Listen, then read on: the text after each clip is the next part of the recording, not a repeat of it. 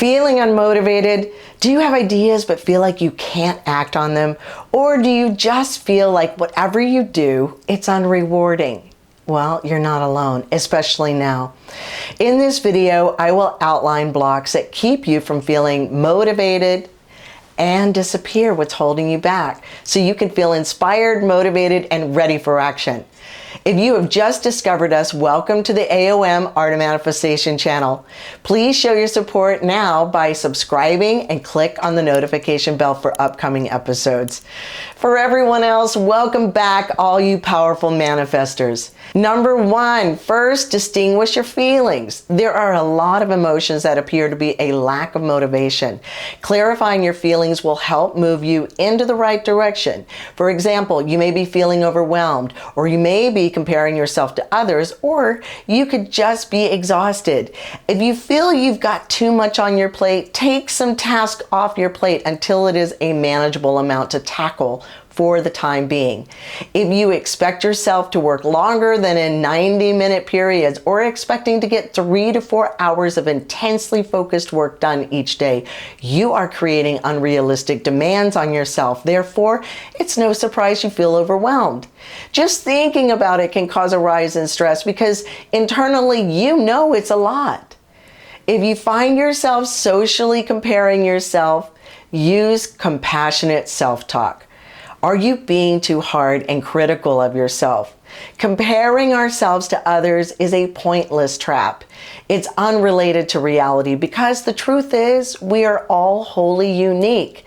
As I've said before, if everyone wrote an autobiography, no two would be alike. Instead, focus on what is working. What can you acknowledge yourself for? There's no such thing as a small accomplishment, so count all the wins, whether you label them big or small, because the truth is they are all equal. And what is interesting about this tactic is that the more you acknowledge yourself, the more you become motivated and the more you produce or create in your life. If you feel fatigued, it's either because of lack of stimuli or too much stimuli. So resting too much can cause a loss of energy, but so can overexerting too much energy. So that you can distinguish which may be the case for you, do something that you enjoy and is stimulating, such as taking a drive where there's no traffic and listening to upbeat music. Or get some vigorous exercise. Explore a new place that you've never been to, even if it is local. Just ignite your senses and the tiredness may seem to magically disappear.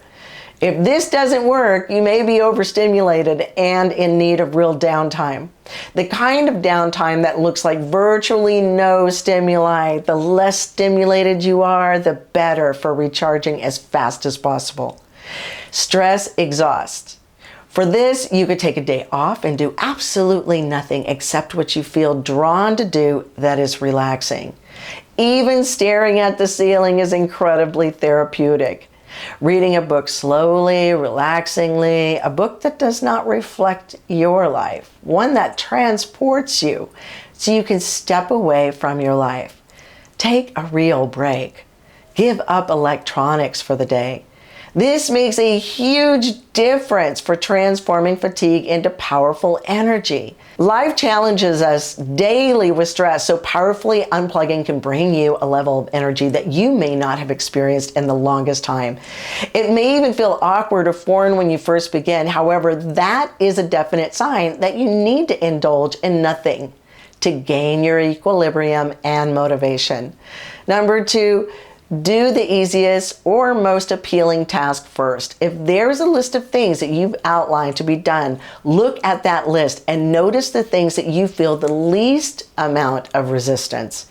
If you try to start with the thing that you feel is the hardest to tackle, you may be setting yourself up for self-defeat.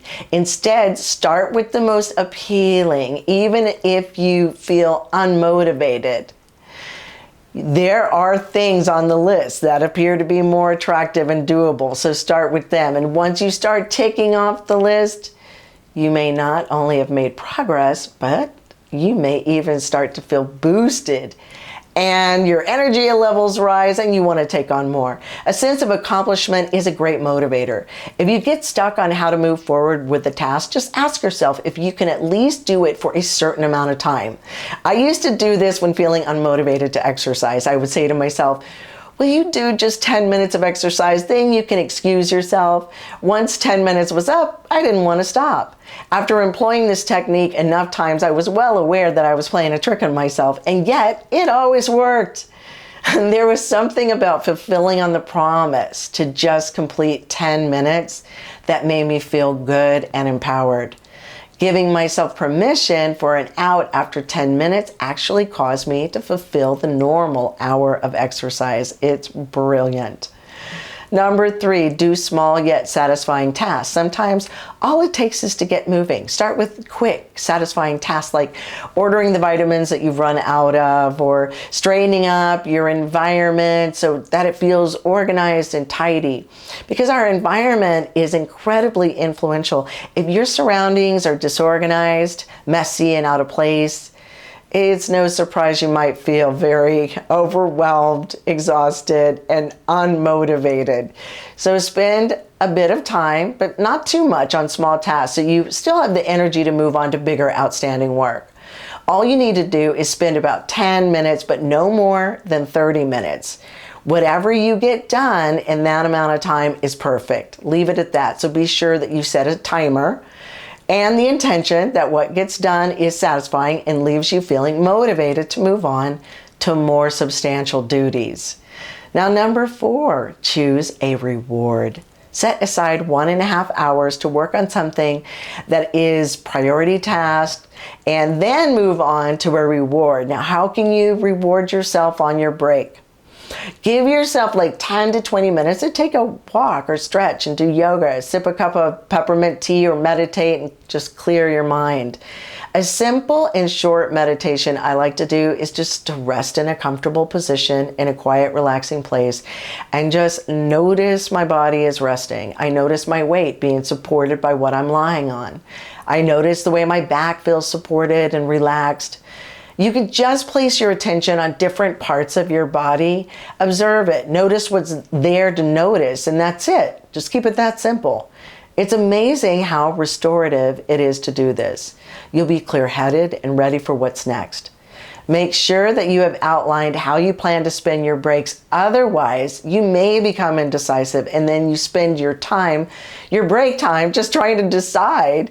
Doing this beforehand allows you to use the clarity from the top of the day instead of the fatigued mindset you may be left with after working intensely, which is the very reason you are taking a break in the first place, to replenish your energy. This way, your choices will prove to be fulfilling and satisfying. Plus, you will have something to look forward to while you work. Number 5, give your mental state the optimal fuel it needs. What you put in your body will determine how your body will function. The body also directly informs the mind. The fuel you ingest influences your ability to concentrate, focus, and also your motivational levels. Protein-based foods boost your mental state. Have you ever wondered why walnuts are shaped like a brain? Because it literally is brain food. It's interesting how foods indicate what their fueling purpose is. Celery is packed with calcium and actually looks like a femur bone. Cut a carrot in half and it resembles an eye, and we all know carrots feed our eyes nutritionally. Drinking plenty of water, that boosts energy levels as well. And I like to add chlorophyll to my water because not only does it give it a subtle sweet taste, but it boosts oxygen levels, promoting energy and motivation. Raw fruit, or if you have a juicer, juice a variety of greens and root vegetables to reinvigorate yourself while you work to keep motivational levels up. There's actually a lot of sugar there that can help you keep your energy up and your motivation up. Also, green tea and certain kinds of other herbal teas help as well. Now, even if you just feel 10 or 25% improvement, it's still a meaningful amount that makes a difference. Give yourself permission to experiment to discover what works optimally for you. Now, on a final note, low and no motivation can be a sign of a serious problem like depression or anxiety, for example. People who may feel chronically anxious or everything they need to do might feel scary and hard because they're constantly thinking of what could go wrong or ways that they're inadequate. Now, if you can relate, please watch our video on how to stop negative thoughts or beat anxiety and depression without meds. Those are two incredible videos that could help a lot. And if you would like one-on-one help, feel free to contact us at getyourlifenow.com for a complimentary consultation.